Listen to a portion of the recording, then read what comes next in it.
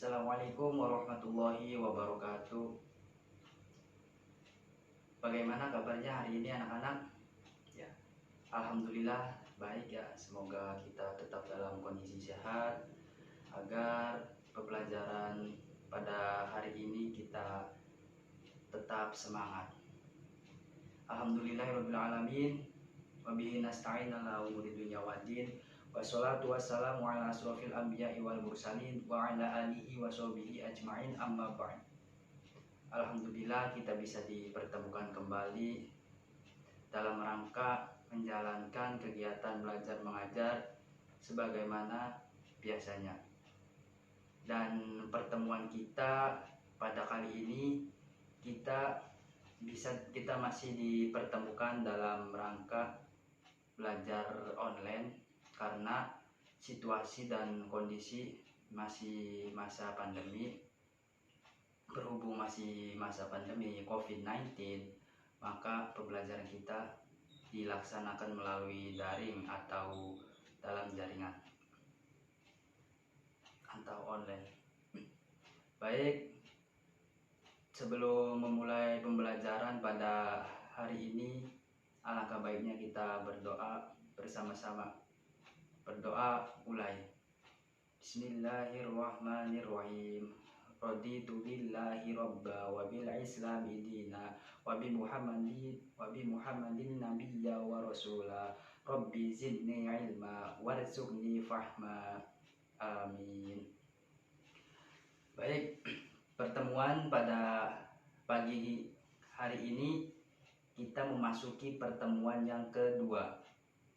Pertemuan yang pertama di mana Bapak sudah menjelaskan, di mana Bapak sudah memperkenalkan diri Bapak pribadi. Pak, ya, apakah masih ada yang ingat siapa nama Bapak? Ya, benar. Nama Bapak Dede Wahyudin Alfaidi, panggil saja Pak Dede. Dan di pertemuan pertama kemarin Bapak juga sudah menyampaikan materi yang akan disampaikan pada pertemuan hari ini. Ada yang masih ingat materi apa? Materi yang akan dibahas pada hari ini materinya apa? Toharoh, Pak. Materi pada hari ini kita akan membahas mengenai toharoh. Di pertemuan pertama kemarin Bapak juga sudah menugaskan kalian bikin kelompok yang terdiri dari 2 kelompok, di mana dari 2 kelompok tersebut nanti silakan perwakilannya 1 orang per kelompok itu membuat video animasi di situ berisi mengenai materi-materi yang akan dijelaskan pada pertemuan hari ini. Adapun tujuan dari pembelajaran pada siang hari ini, tujuannya itu yang pertama menyebutkan arti toharoh dengan tepat. Yang kedua itu membedakan antara hadas dan najis. Terus kemudian tujuannya yaitu menjelaskan macam-macam najis. Terus kemudian ada menyebutkan macam-macam hadas. Terus selanjutnya ada mengemukakan penyebab terjadinya hadas besar dan hadas kecil. Selanjutnya itu ada menguraikan tata cara untuk menghilangkan hadas besar dan hadas kecil. Terus yang terakhir itu menyimpulkan hikmah toharoh. Ya. Sebelumnya Bapak akan sedikit menjelaskan untuk memberi pengetahuan sedikit mengenai toharoh. Apa itu toharoh?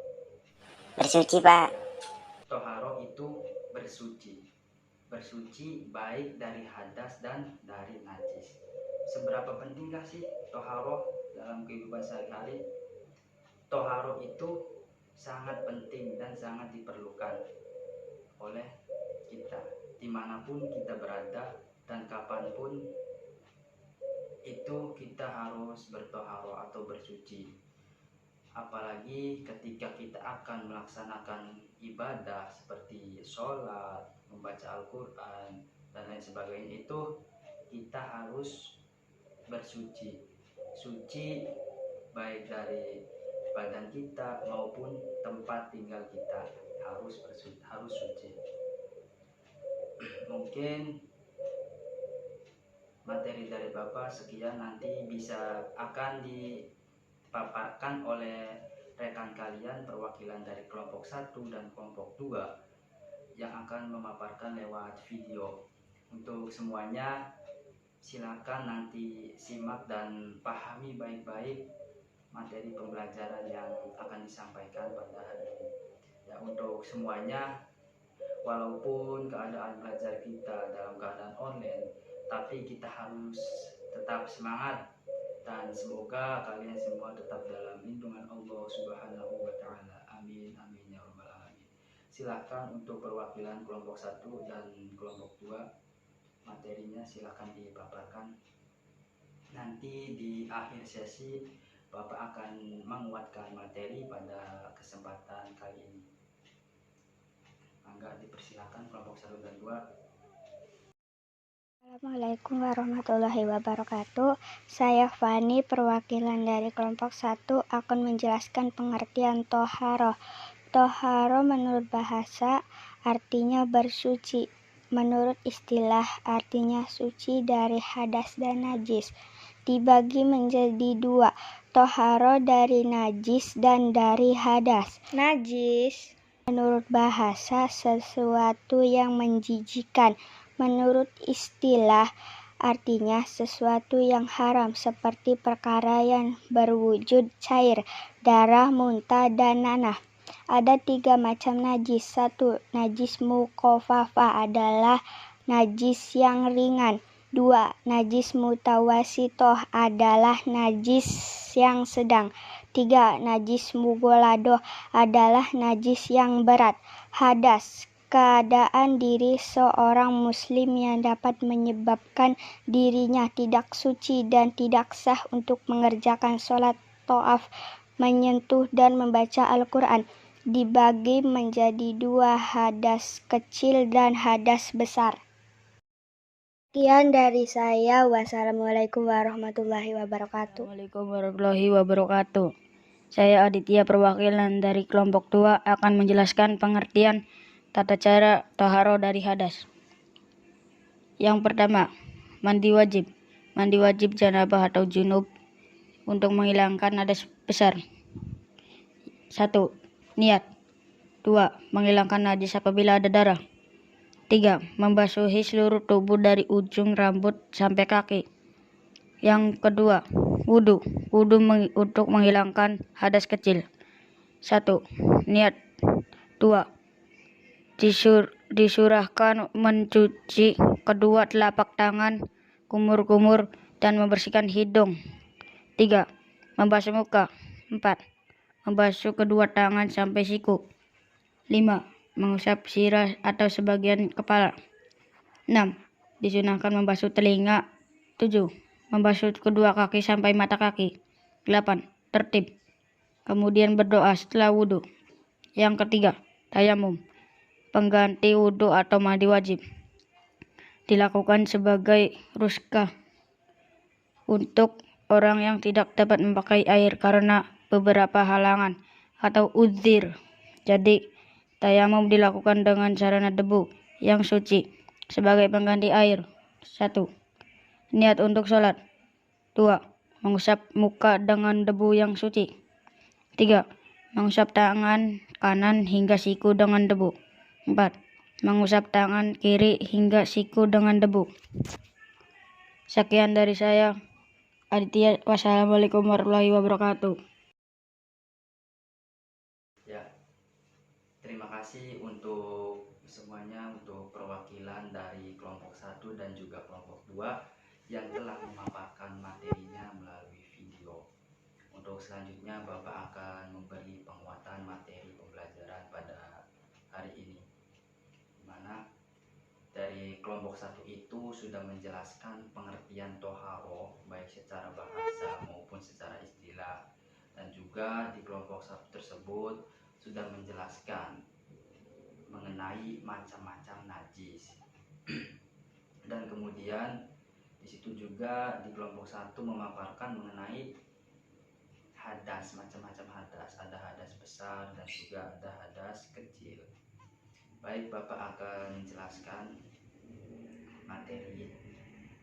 Mari kita buka bukunya, buku paket itu halaman 16. Mari kita buka dan baca dan pahami dan dengarkan yang Bapak sampaikan. Nanti barangkali ada yang kurang jelas dan kurang dimengerti bisa ditanyakan, sangat dipersilakan.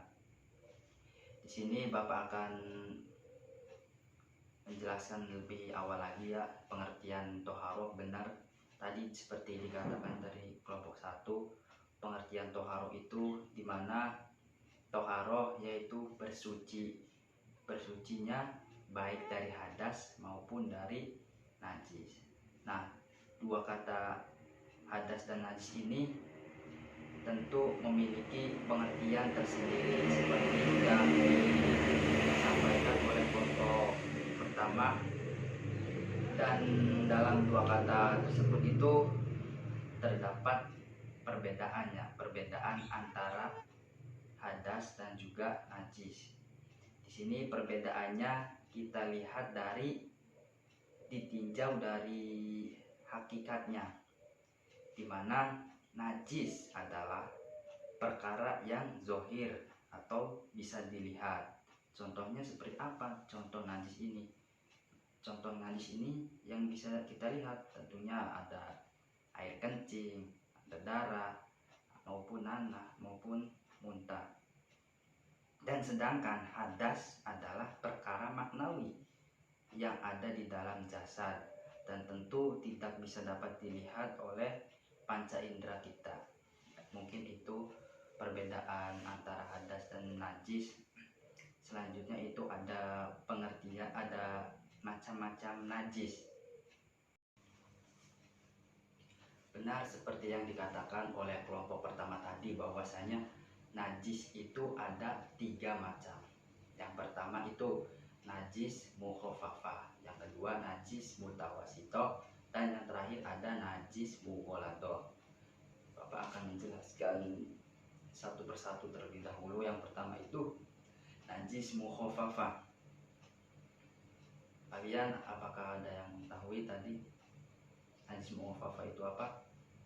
Ya, najis mukhafafah itu tergolong najis yang paling ringan. Contohnya itu seperti apa, Pak? Najis mukhafafah. Najis mukhafafah ini contohnya seperti air seni bayi laki-laki.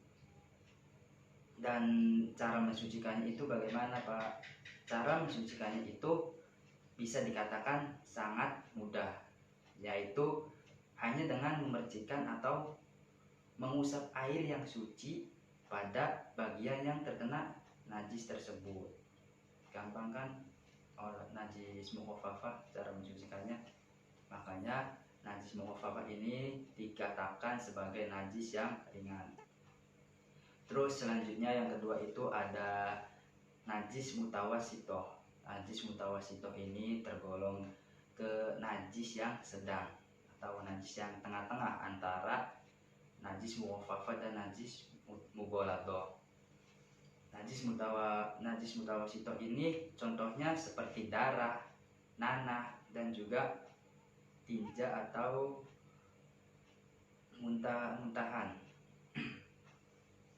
Di sini dijelaskan di buku ya, najis mutawasito seperti bangkai binatang dan sebagainya, kecuali bangkai binatang, ikan, dan belalang. Di sini cara mensucikannya najis mutawasito sendiri yaitu berbeda dengan najis yang tadi yang mukhafafah. Cara mensucikan najis mutawasito yaitu membuang najisnya terlebih dahulu. Pada bagian yang terkena najisnya itu dibuang terlebih dahulu, dan kemudian mencucinya dengan air mutlak sehingga bau, warna, dan juga rasanya itu hilang. Apakah bisa dipahami? Ya, baik, kita berlanjut. Najis yang terakhir itu ada najis mughaladzah.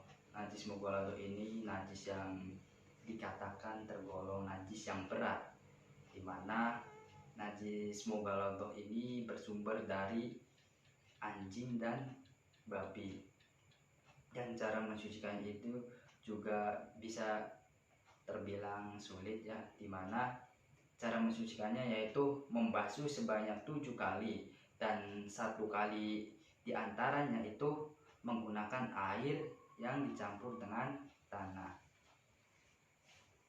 Mungkin pembahasan najis dicukupkan sampai di sini terlebih dahulu, kemudian kita berlanjut ke hadas. Sebelum berlanjut ke hadas, apakah ada yang ingin ditanyakan terlebih dahulu? Oke, kalau tidak ada, kita berlanjut ke hadas ya.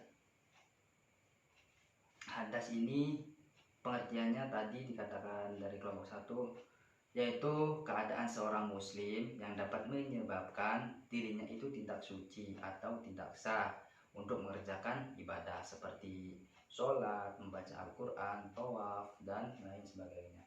Di sini hadas itu terbagi menjadi 2. Ada hadas kecil dan juga hadas besar. Hadas kecil ini sebabnya berwudu untuk menghilangkan hadas bersih. Hadas kecil yaitu berwudu. Dan sebab batalnya wudu di situ dijelaskan ada keluar sesuatu dari 2 jalan, baik dari kubul dan juga dari dubur. Terus sebab batalnya wudu selanjutnya itu ada hilangnya akal. Hilangnya akal itu bisa dikatakan sedang mabuk atau tidur. Terus selanjutnya ada bersentuhan kulit laki-laki dan perempuan yang bukan mahram. Terus sebab yang terakhir ada menyentuh kemaluan dengan telapak tangan. Dan cara menyucikan hadas kecil yaitu dengan berwudu dan juga bertayamum.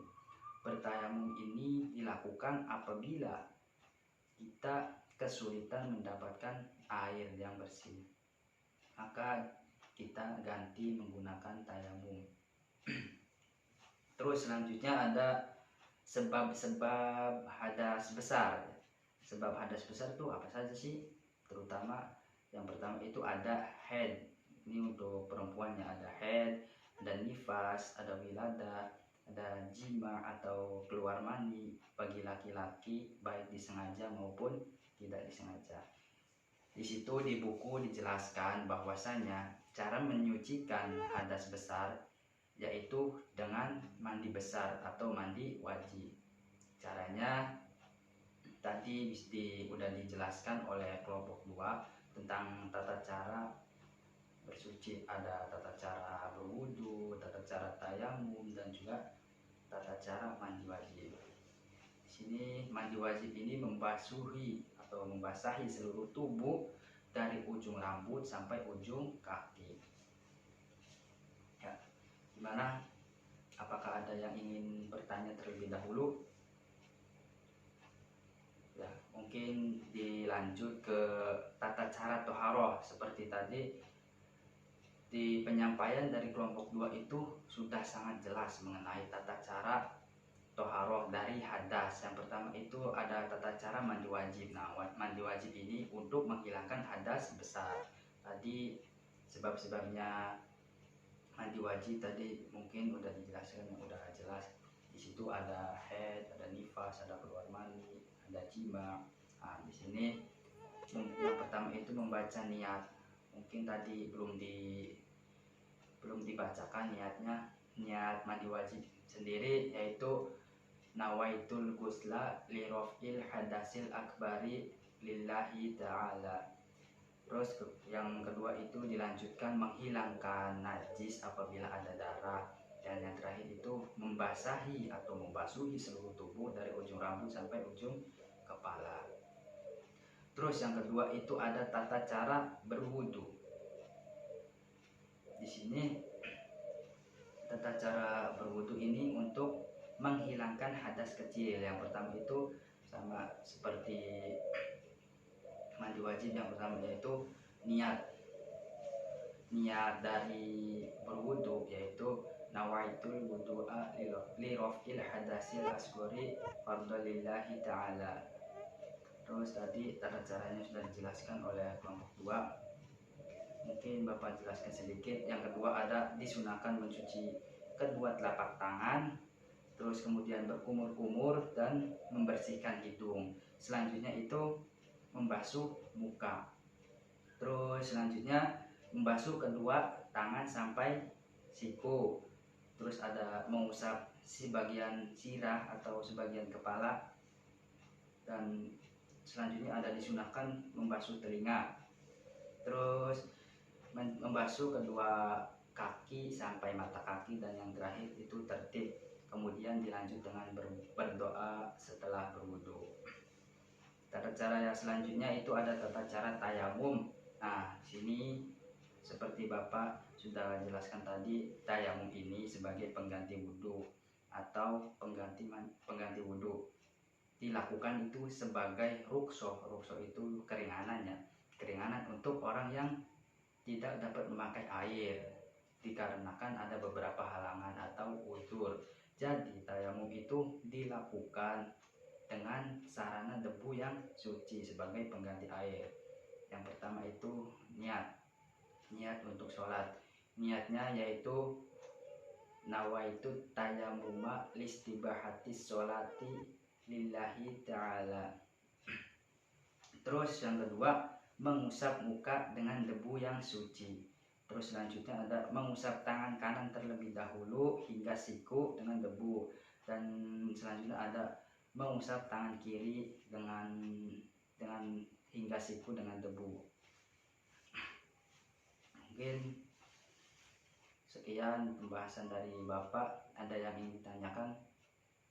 Oh iya, ada materi yang belum disampaikan mungkin tadi dari kelompok 1 dan kelompok 2, yaitu materi mengenai hikmah toharoh dalam kehidupan sehari-hari.